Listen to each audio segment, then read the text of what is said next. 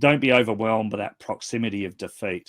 On the other side of the battle will be amazing opportunities. Right now, all you can see is this defeat and how it's changed you for the worst. And I guess it's always, when we're thinking about the hard things we've been through in the past, it's thinking back and can we reflect on the moment and how tough it was and how fearful we might have felt or uncertain we might have felt, and just park that for a moment and then think about how all those wonderful things happen in our life that we never expected out of being able to tackle that point of fear, finding just enough courage to take on the next moment, because that's all we need. We don't need enough courage to solve all of the difficulty that we're currently facing. We just need enough courage to get us to the next moment, and how that then opened up a moment of joy or a new perspective or a new opportunity, some curiosity to discover something. And I think, I would say that don't be overwhelmed by that proximity of defeat, because on the other side of the battle will be amazing opportunities, and even during the battle will be amazing feelings that you'll treasure for life.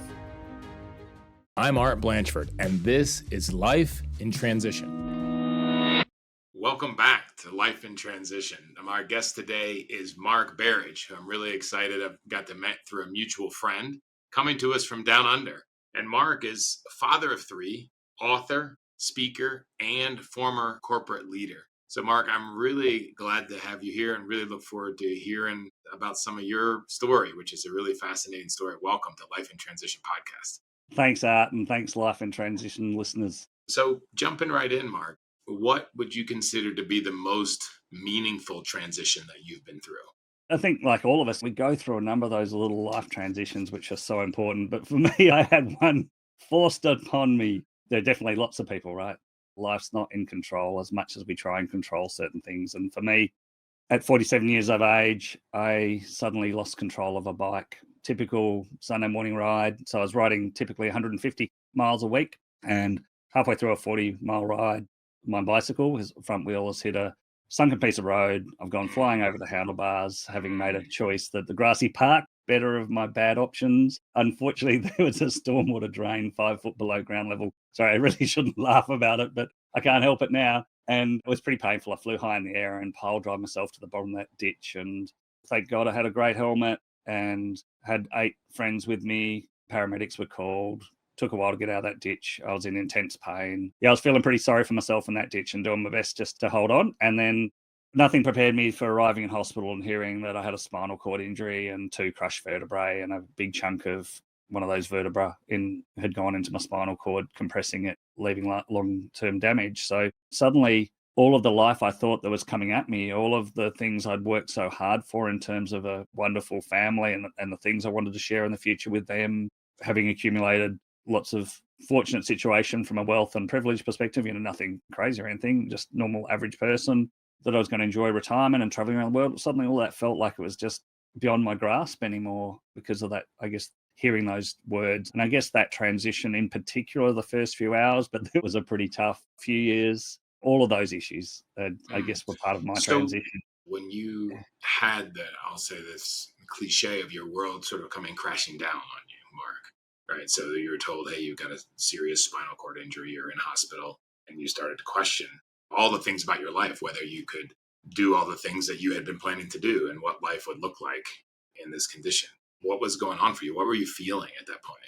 Oh, I was completely defeated. So you go through a range of emotions. So when I just hit the bottom of the ditch, once I sort of got my breathing under control and sort of stopped panicking in the ditch, I suppose there was a lot of guilt initially because I was supposed to be flying to Salt Lake City that night for a workshop. I'm co-leading a workshop with a friend who's already in Salt Lake waiting for me to arrive the next morning. And I'm suddenly feeling like I'm not getting on that plane. Now, I was also missing out on the fact that I was going to ski in Salt Lake City over the weekend whilst I was there, which I was really looking forward to. That feeling of Interesting on this team I'm working on. So I'm sort of dealing with that.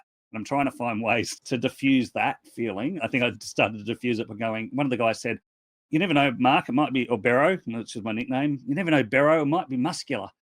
I'm going, oh, okay. So if I could get out of hospital by Tuesday morning, I can still get to Salt Lake via Sydney and not miss too much of the workshop. And I might still be able to contribute in some way and not let the team down. And so you deal with those sort of emotions to start with. But then the really big ones, when I hear that news that I may never walk again without this emergency operation that must be as soon as possible, certainly within 24 hours to give you any hope of walking again, putting 2 9-inch rods down the middle of my back. The brain's a predictive tool and it just goes straight into what's life going to be like. And you think of ads, particularly from my era, when I was a child, the ads on TV about somebody in a wheelchair was their life was ruined, Right. because they're using those to get people to stop driving. And they use those ads very powerfully to try and change that behavior. But of course, it left Right. a legacy on many of us that the life you expected, particularly someone who associated strongly with mobility. I'd always played in sporting teams. I loved skiing. I loved lots of things that revolved around. I had visions of walking my daughter down the aisle. Sure. If that's part of both our future, suddenly that's not looking the same. All of those feelings were playing through my mind and just feeling like, I just completely lost the handle on who I was as a person, that it had suddenly been wrenched from me. Now, not wrenched in such a way that it may never come back, but in what way would it come back? How hard would it be to stretch and strive for it? Was I up to that task? Like the first thing was their first emotion was feeling guilty of not being able to do your job in the right way. Like you have a significant, major life changing event of your whole life, not just your career right in front of you. And then the first thing is, how can I manage to make sure I'm with my team and don't let them down?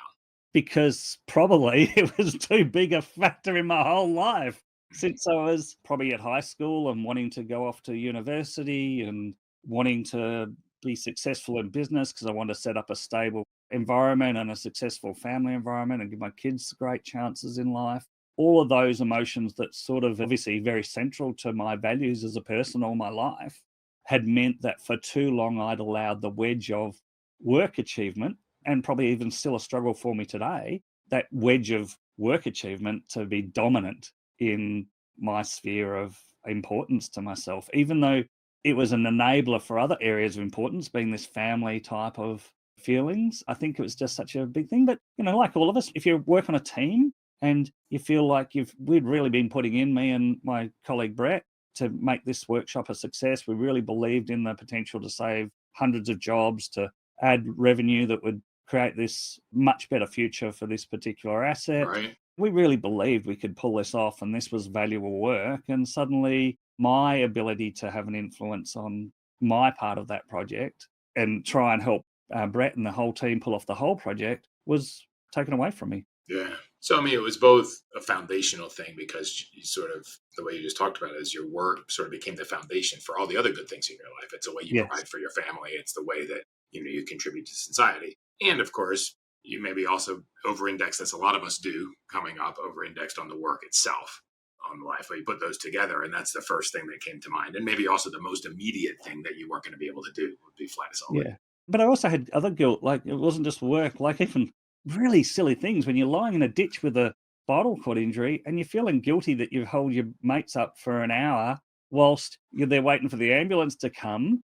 And then the complexity, because I've fallen in the bottom of this convex drain that's 5 foot below ground level, and concave drain, and I'm sitting in the bottom of this drain and I'm lying across it. So they had real complexity of how they're going to, with a spinal cord injury, safely get me out of this drain without having more damage. All that took time. They had to walk me a long way away from the ambulance with the guys carrying me before bringing me back. And you've got weird feelings. And maybe it's because at that point in time, your spirit is so fragile overall because you're so uncertain, you're so shaken and everything. You start to add extra woes to yourself you really don't need because you're just feeling fragile. So take us through a little bit. So you're at the hospital. You get told you need to have this emergency surgery if you're ever going to have a chance to walk again. Did that resonate with you? Did you say, "Wow, this is really serious"? Did a mood change at that point? Did your Oh, focus change? What happened at that point?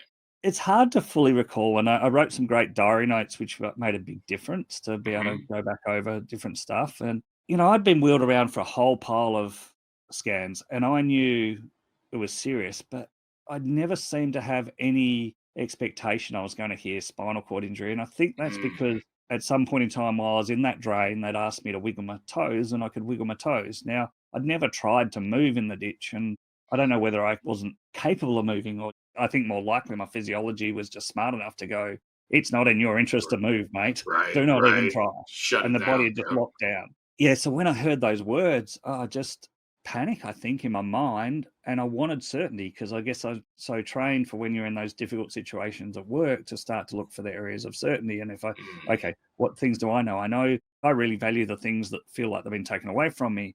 I know I can work hard and focus on things that are important. So if I throw you this guarantee of I will work hard, I'll work as hard as anyone at this, will you provide an increased guarantee of my future and my ability to walk? And it felt like every time I pushed for more certainty, I was getting less clarity back from the specialist because there was no clarity in the situation. And I think that was one of the most important moments of the transition when I sort of just let that go and go, well, okay, if I'm mm. feeling desperate for this certainty and every time I push for it, I'm getting vaguer and vaguer answers, well, how do I make that vagueness, that ambiguity my friend, that uncertainty my friend, rather than thinking it's my enemy? Because if you're unclear as to exactly where on this spectrum it can be, but you think I've got to prepare myself for really limited mobility, but you're unclear, how do I make that lack of clarity my friend and aim for stuff, start to visualize stuff at the better end of that? I understand. I'm not going to make myself false promises here. I understand the shape of the curve. For those that know distributions, it's probably got a high kurtosis to one side, which is the most likely scenarios. But there is a tail out here of scenarios where it's going to be better than that. And you're not prepared to provide any sort of certainty that I'm going to get in that. There's some acceptance there, but you said that you started to make friends with the uncertainty, which is the opposite of the most of things that were in your life right there that you felt like you control. How did you do that? How did you make friends with uncertainty? Because I think it's not the one that can control the most that's the most successful or resilient. It's the one that can live with the most uncertainty and the most change. And it's the really big thing. How did you do that? What did you use to make yourself more comfortable with uncertainty? Hopefully, it doesn't sound too random, but I think I did it by creating some certainty. I think the key for it was that I go, okay, my outcomes are uncertain, but I will feel better about myself if I know I've given this every last effort. If I feel like I have set an example to my family, to my friends, to myself, and have no regrets when I look back about how I've tackled this, then I'll feel better. And I'll start to measure myself against that mechanism. I can't control the outcomes of how that goes, but I can control how I feel about how I've applied myself. And if I start to reward myself for something that's more certain, again, that's not complete. That will have its own ups and downs. It's not going to be a smooth journey. Like there was lots of difficult minutes and hours and days.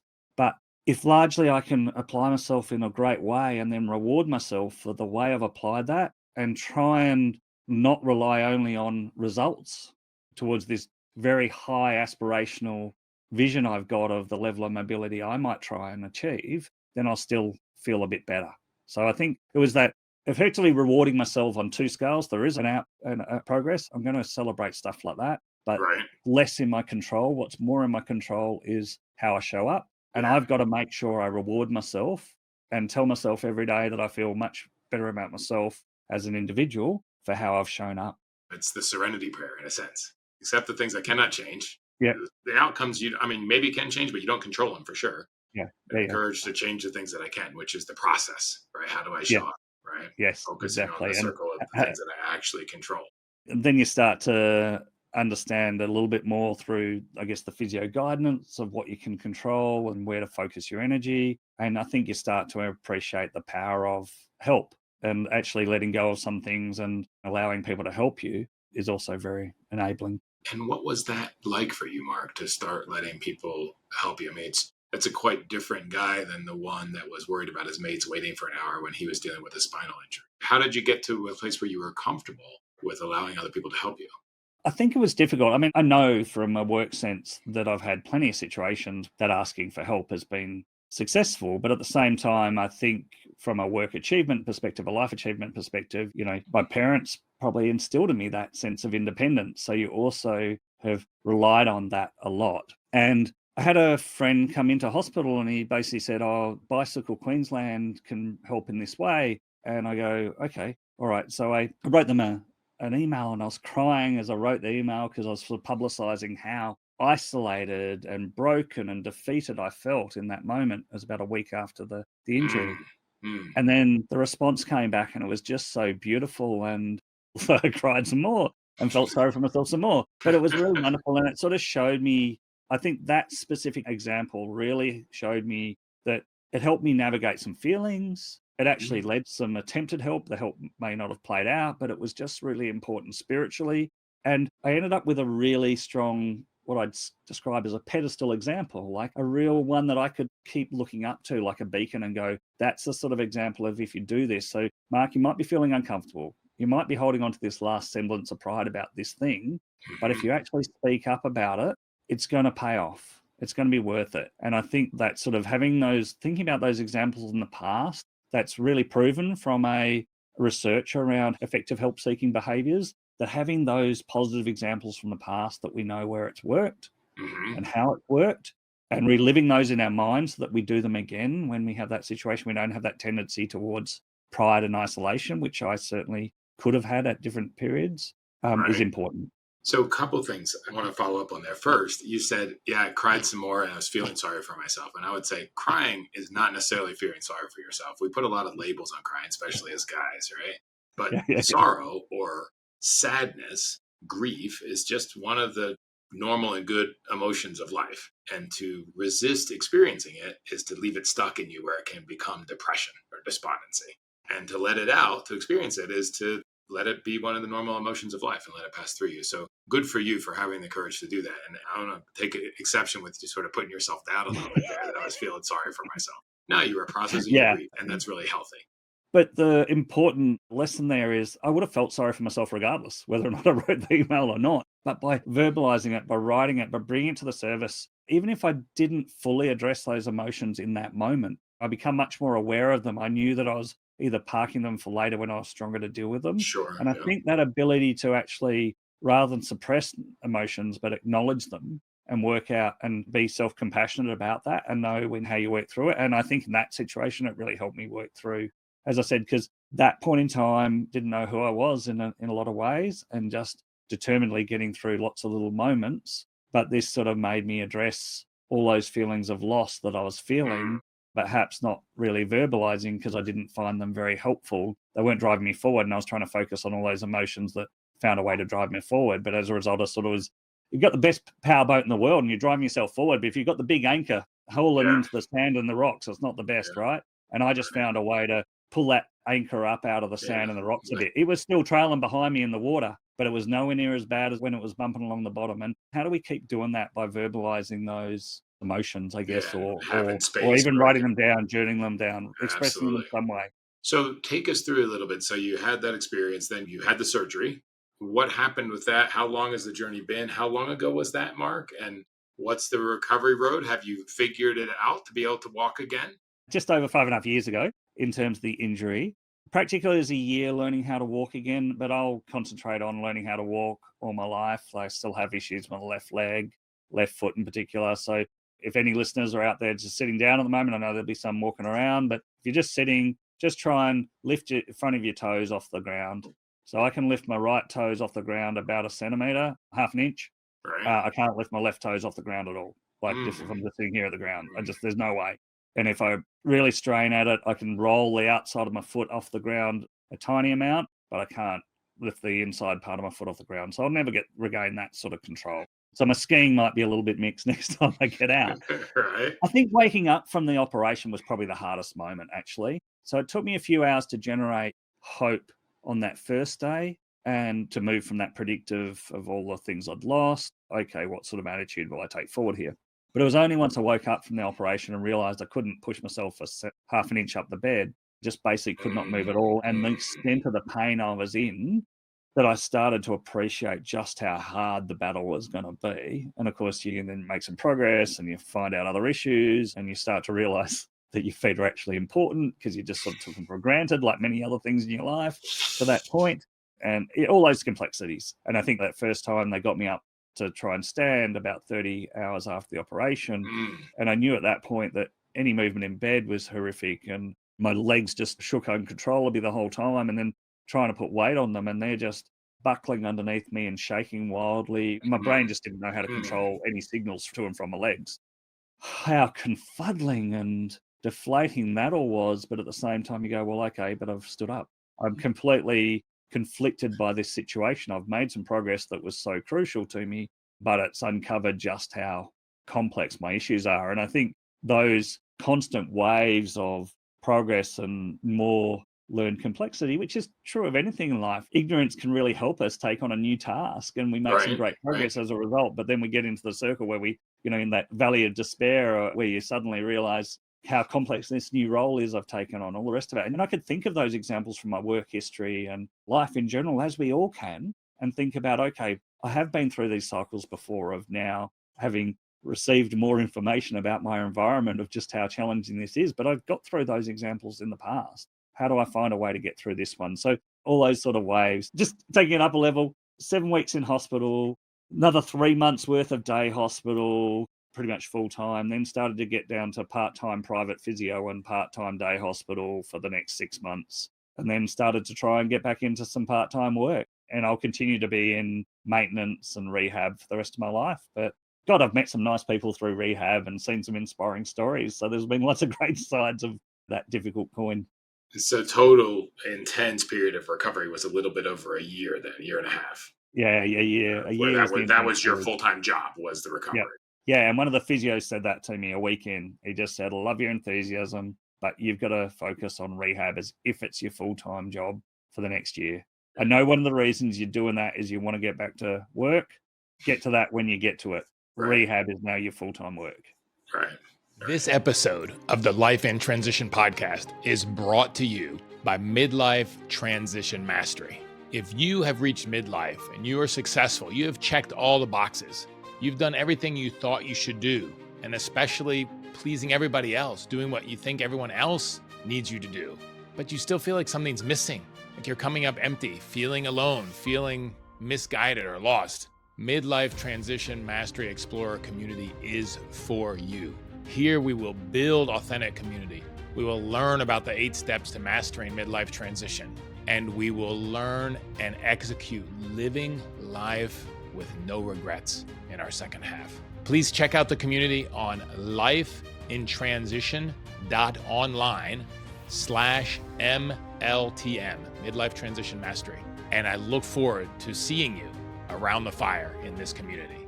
All right. And so then a year and a half later, then you could start back to work to some extent. So if you look back to that point 5.5 years ago, maybe even when you recognize that you had the spinal cord injury more than the bike accident. So yeah, obviously some things are physically very different in your life, but what have you learned from that experience, from that time? I think the very highest level is just the extent that we're capable of taking on difficulty. You had to ask me before that, could I have navigated this in the way that I've navigated it? I wouldn't have thought so. But we've all got that in us. We find a way to do it. And what's that built on the most? Well, yeah, you definitely need a beacon of hope. You need to be able to aspire to something. I think that's crucial. But most of all, it's just simple, small actions repeated. It's just listen to somebody that knows what you need to do. Make your judgment on that. Apply yourself to it.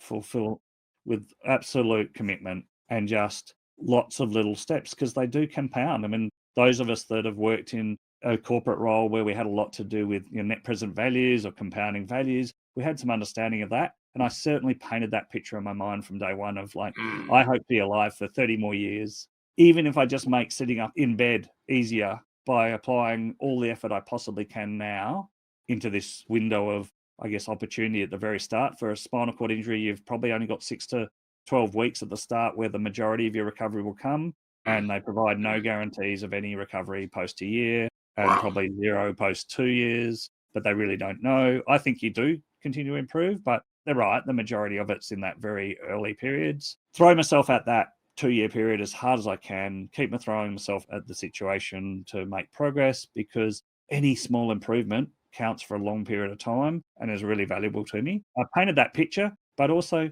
they change your perspectives. So make a little bit of progress, you become curious about something else, or you've got a slightly broader perspective on the situation. It just opens up more and more opportunities. So there's nothing more powerful than those pillars of little efforts. I love that you talked about that. The biggest thing you learned is, how do I apply myself, again, to the things I can do, get good advice, and then really apply myself to the small actions over and over again and see how those compound. Right? Yes, To follow exactly. the process. And I love the time perspective too. I'm reflecting on my own life and thinking about, okay, if I'm going to be doing this or investing in something that's going to be part of my life for 30 years and I'm going through a year of difficulty, well, if I think about the 30-year payback, it seems really worthwhile all of a sudden. Whereas if you just think about the year of suffering to get that 30-year payback, it doesn't seem so much like it. Do you Yeah, ever? and how do you get your friends around you to provide that celebration with you of that progress too? I remember like just the simplest things, like one of the footy dads, once I started to get back involved in my children's sport and I was volunteering to just feel like I was still involved in the family because Hmm. that was one of the things I was missing.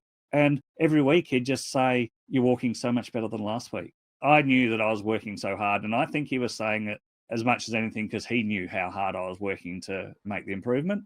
And I may still be on crutches many of the weeks he said it, but it was just the right thing to say in terms of helping me focus that effort, just to notice some improvement. And to hear those things and to reward yourself for them helps sustain that effort against those little actions. And that was the question I was going to ask is, did you learn to enjoy the process as you went some as well? And it sounds like the way to do that is through the celebrations, to recognizing the small improvements and to celebrate those in whatever way with yourself or with friends. And a good word for friends also to be on the lookout because it is hard to see ourselves in all ways, and especially when we're going through transition. And so to have friends that point that out to us also is a blessing for sure. The question challenged me a little bit because I think mainly I relied on the celebration and the joy of the progress because I think I'd painted such a strong picture of how I'd feel about myself as a person, as a father, being about that, applying myself. But I think within that, once you start to work, you actually appreciate the work as well.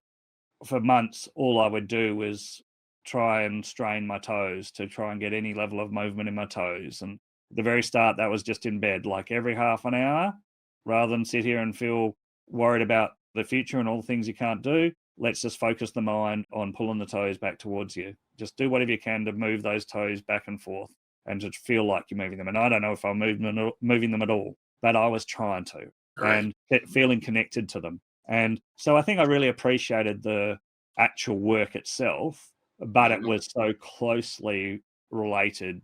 I'd sold it to myself as being so closely related to this sense of meaning and purpose of me Right. and how I'd feel about the process. So sometimes it becomes hard to differentiate the reward system we generate for ourselves. Yeah, I think that you can definitely enjoy the work as well. Yeah. And even if it's not making progress, but at least, as you said, the effort that's affirming that you're being the kind of person, father, human being that you want to be, right? Yes. That you aspire to be, even if the results are outside of your control. If you look back to your 5.5 year younger self, is there anything that you would do differently? What would you change? What advice would you give Mark 5.5 years ago? I think that sense of you're going to fall really close to defeat, and that's going to feel pretty bad.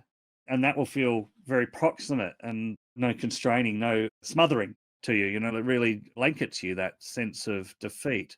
But what you can't see is beyond that, all the joy that you're going to find from the progress, from the outcomes, the people you meet, from the way this has changed you for the better. Right now, all you can see is this defeat and how it's changed you for the worst. And I guess it's always when we're thinking about the hard things we've been through in the past, it's thinking back and can we reflect on the moment and how tough it was and how fearful we might have felt or uncertain we might have felt, and just park that for a moment and then think about how all those wonderful things happen in our life that we never expected out of being able to tackle that point of fear, finding just enough courage to take on the next moment, because that's all we need. We don't need enough courage to solve all of the difficulty that we're currently facing. We just need enough courage to get us to the next moment, and how that then opened up a moment of joy or a new perspective or a new opportunity, some curiosity to discover something. And I think, yeah, I would say that don't be overwhelmed by that proximity of defeat,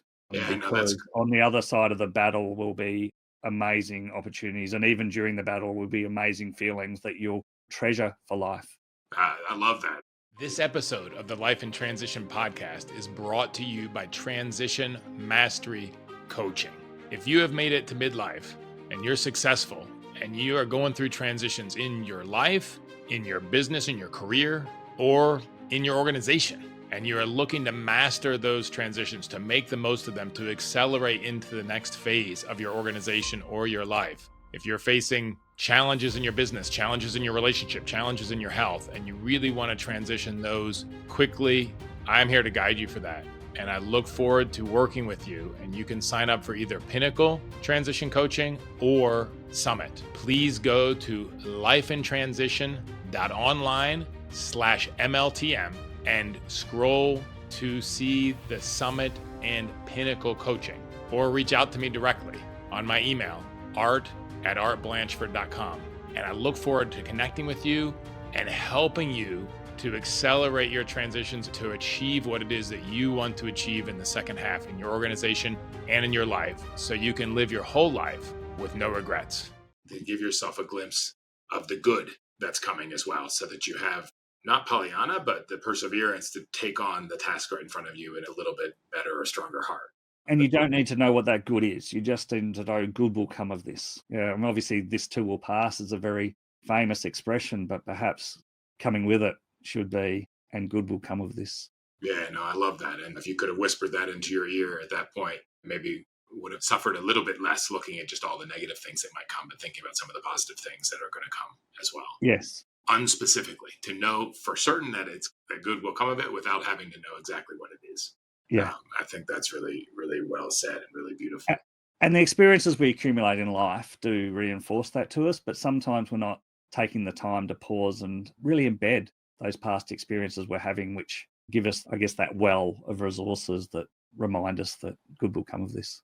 That's a good lesson for anyone going through a difficult phase, to remember that good will come of it and to use that to give courage to focus on the things that we can do to make that difference.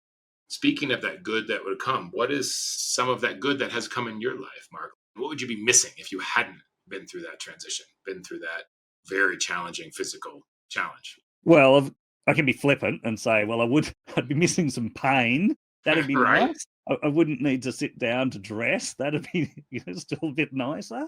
But at least I can stand up again after I dress. Or when I wake up in the mornings and I've got to walk down the stairs, taking it just one step at a time, where both feet end up on one step, because my neurology just doesn't work first thing waking up. It just goes back to sleep, and I have to relearn effectively how to walk at the start of each day or start of any long period in the city. I miss those things. Yeah, sure, To be sure. flippant, but it's a complex question, because what would me have been like that hadn't had this injury? He was probably already on a trajectory of feeling like, well, there's more to life than this, than the corporate world I've been in, and I feel like I need to leave some sort of legacy in this world, and I'm probably not leaving it. So I was already on the hunt for something, and I found it with a big bad bang. And it gave me the opportunity to, the people I've met, the impact I've been able to have on others, the impact others have had on me, actually. I think I've allowed that to have an incredible effect on me, a positive impact of others on me. And therefore, I must be a much more well-rounded person because I've let more people in and having an impact on me. And I'll treasure those impacts for the rest of my life. I would hope that on my deathbed, I will look back and go, wow, the impact that person had on me in that moment and the way that enabled me to go on and do stuff.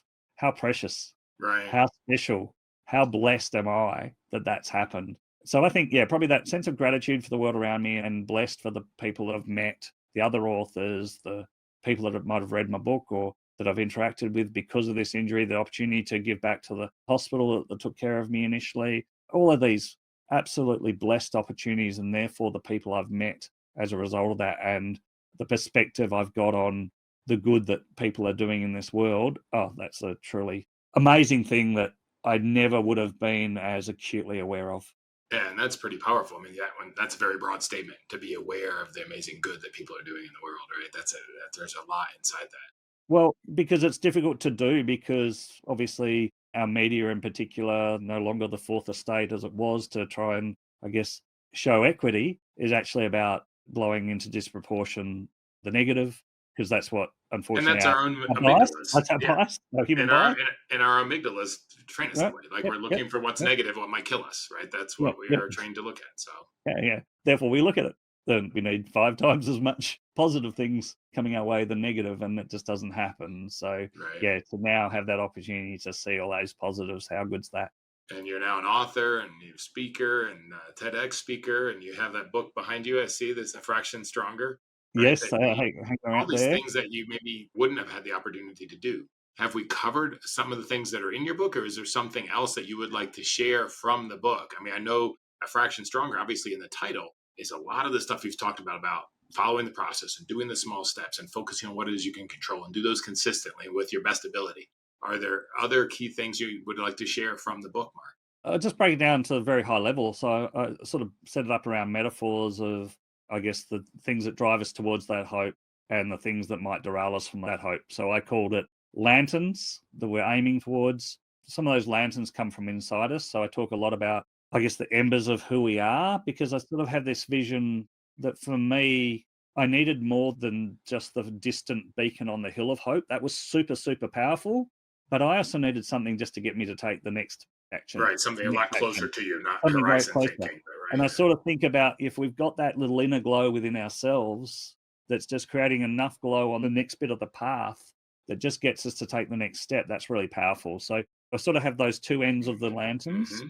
And then the angels being all those people around you. We've talked about reaching out for help and how important that can be, that finding and sustaining your belief, your own effort. These are the angels that drive you forward. And then for me, demons were like guilt, fear, despair. There's plenty of times where I just sort of felt like I'm not cracking this until the right help came in the right moment. So sort of, you sort of at different stages, you're starting to really plateau from a progress perspective. There's obviously you've heard so much about the uncertainty that you're going to plateau at some point in time. It feels like you're plateaued and you're not plateaued at a point where you want to plateau. Right, And right. then suddenly the right help comes and you break through that again. But those feelings of despair, and sometimes it can just be the right words in that moment that help find a way to get you to try again. And that next try might be the one that breaks you over the threshold or just is applied in a slightly different way that helps you make the breakthrough and all those things. Yeah, Yeah, but really helpful. I think it's really important, and I'm glad you talk about this in your book too. That I think it's really important to recognize it's not all rainbows and sunshine, right? There is despair, and not just in the struggle, but there is times where you want to give up and it doesn't feel possible, and that's normal, and it's part of the process. And it's to find whether it's the lantern on the hill or the little bit of light in front of you, or some angel next to you that's helping you to make just the next step, to just hang on for the next step. And I think broadly it will all be okay, but you don't feel like that at the time. And what if it's not? It doesn't need to be. It just needs to be more okay than now. And Right. if you find a way to just keep driving yourself forward in that way, and I don't like where I am, and I just need to make it a bit more okay than that. That's enough for that fraction just to keep yourself moving forward. And as I said, you never know if you've just driven yourself forward that little bit, where the next little bit of help might come from, or the next breakthrough or change in perspectives, new information. I have another question, like from what you've learned from this personal struggle, how has that affected the most important relationships in your life, Mark? Just so grateful for my wife in particular, who advocated for me so strongly at the start when I needed that help. You're just so much overwhelmed, really, in terms of information. And so, yeah, just that, I guess, the gratitude for what she did through that. I think that sense of the relationship that I've got with, particularly my ongoing physio, who've been with for 5 years now, just that ability for her to call me out if I'm not applying myself in the right way and to keep me focused and to help me continue to be driven is so valuable. So I guess the close family relationships, but most of all the relationship with myself too. I think I start to understand better how I can reward myself and just what I can achieve in this world. And I can have an incredible impact on others and allow them to have an incredible impact on me. And I think it took me to 47 to sort of, and this step change to have a bit more of a mature relationship overall with myself. And that's the most important relationship that we have, right? Is to know who we are and to everything else we do comes from that. Even if they're close relationships in business, everything else comes from that. So that's really wonderful. It's interesting. You said a minute ago, Mark, you talked about telling yourself that whatever happens, it's going to be okay. But then also, you didn't say this, but also that you don't know what okay is, right? You don't know the actual outcome, but whatever it is, will be okay. I recorded another podcast this morning with a gentleman named Wesley Hamilton, who at 24 was shot several times in the abdomen and is completely paralyzed. And he's in a wheelchair. And he founded a nonprofit called Disabled But Not Really, because he realized that, and part of his journey was to accept that at that point when the spinal cord is completely severed, right? Yeah. And then Um, how to make a good life and realize that not having the use of his legs did not define who he was. as you said in the beginning, we have the capacity to do much more difficult things than we thought. You did much more difficult thing than you thought. And that we can be okay even if the circumstance isn't what we maybe would have thought was okay before. We can find Exactly. peace, we can find in ourselves in a way to be okay and still be meaningful, contributing to ourselves and to society, to our families, And regardless of what that looks like. you might contribute in a much more powerful way than you ever envisaged. Sure, it's not the path you expected, but there's still always something fantastic on that. I'm probably a little bit rusty on the statistics. I read them when I was going through writing the book process, but I'm pretty sure in the States that guns are probably one of the biggest cause, even bigger than motor vehicles, I think, of spinal cord Spinal injury cord in the injuries. States. Wow. Yeah, Yeah, I'm not surprised by that, but it's interesting. We always change much more than we think. I was just looking at a TED talk on that with this Harvard psychology professor, that we always change much more than we think, always going forward. We don't know how it's going to be, but to have the confidence that whatever that is, we can be okay with it. Maybe it's even a better way to say it, that it will be okay. We can be okay with it, and to do our work and be okay with it. yes. So, having been through such one sort of very defining transition that's put you on a different path in life, do you feel the transitions will ever stop, Mark?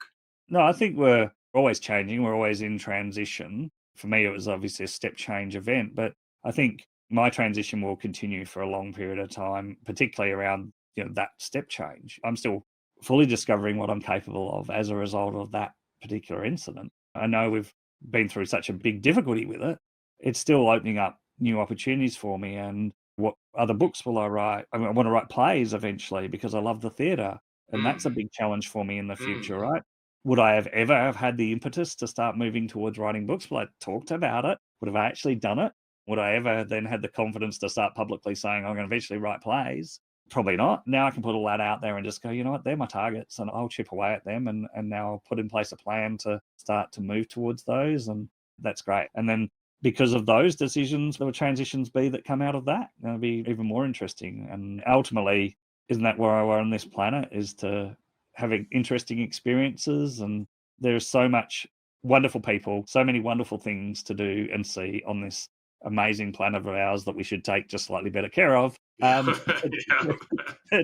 How do we just take more time to enjoy those and be part of them and let them have an impact on us? And I think you said you're up the mountains at the moment, that opportunity to get out amongst mountains and just see the day changing around you and how that has a bit of a change in you by Yeah. seeing that change happening around you, and it's just quite special.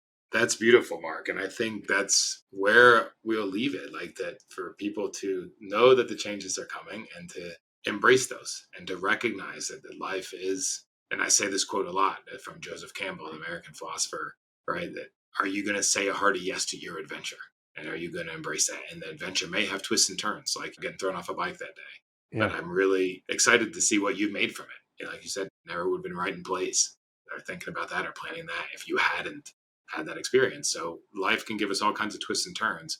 Are we going to show up for adventure, and how to make time for that? And then I wonder if you have any specific advice on that, because you said, how do we make time to be in the present, to enjoy this miraculous spaceship that we're on through the cruising through the galaxy? Do you have any specific advice on that before we wrap up, Mark? Well, I personally love nature, so getting Mm, myself nature is my best way, I think, of just putting myself in the present. But I'm going to give a specific example that people, if you've got one of my tendencies, might find really useful. So I think I've been quite poor historically at accepting credit.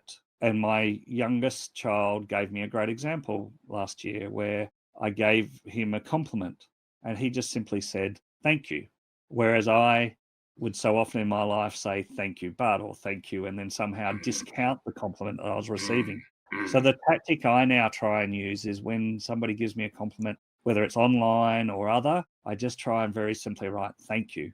And then in the time that I might have otherwise spent discounting that, I actually start rewarding myself in my mind and giving myself full credit for the achievement I've made that they've just complimented me on. So I'm now really Ah, trying to embed it. So rather than my past practice of thank you discount, I'm now doing thank you silence embed, yeah, and silence then and it'll be bed, much more powerful. compound.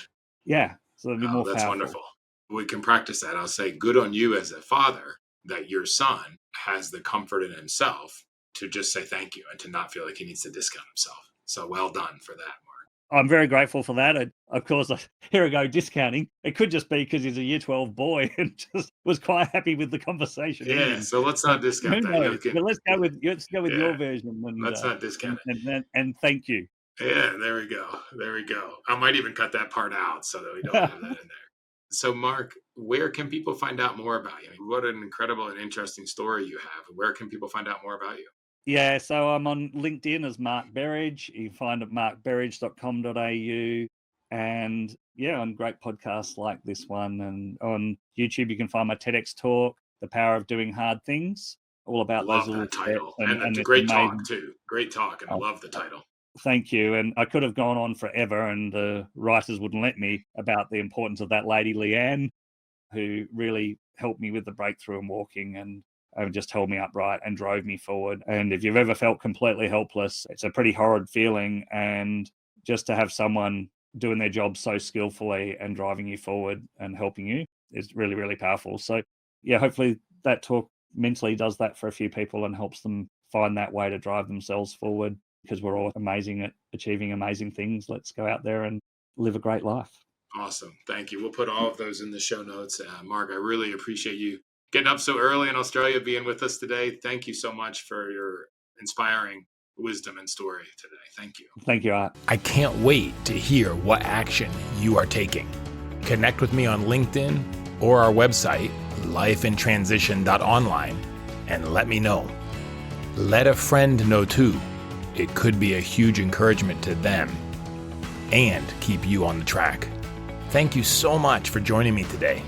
Make sure you subscribe wherever you listen to podcasts, and it would mean a lot to me if you left a review and shared this episode with a friend. If you want to learn more about me and what I do when I'm not podcasting, please visit me at artblanchford.com. Thank you for listening. Together, let's make the most of life in transition.